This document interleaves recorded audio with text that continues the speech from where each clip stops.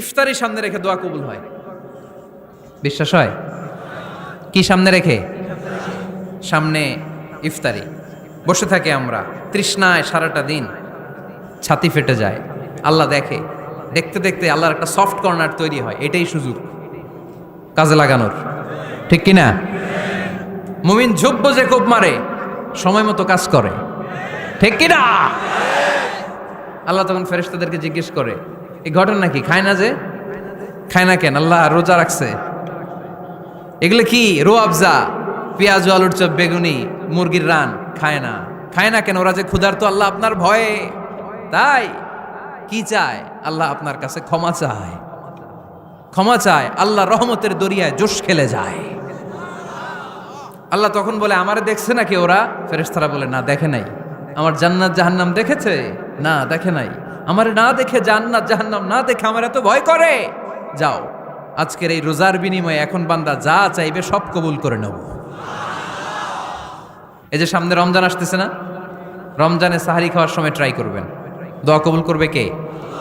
ওই টাইমে দোয়া কবুল হয়। যার যা লাগে, আল্লাহ ব্যবসা মন্দা, আল্লাহ তুমি ব্যবসা লাভজনক হওয়ার তৌফিক দাও। আল্লাহ তুমি আমারে অনেক দিন ধরে সিঙ্গেল আছি, ডবল করে দাও, কবুল হয়ে যাবে। এই মেয়ে, এই দোয়া করা লাগবে না? মনে রাখবেন, নেককার স্ত্রী, নেককার সন্তান আল্লাহর কাছে চেয়ে নিতে হয়। নবীরা চেয়ে নিতেন,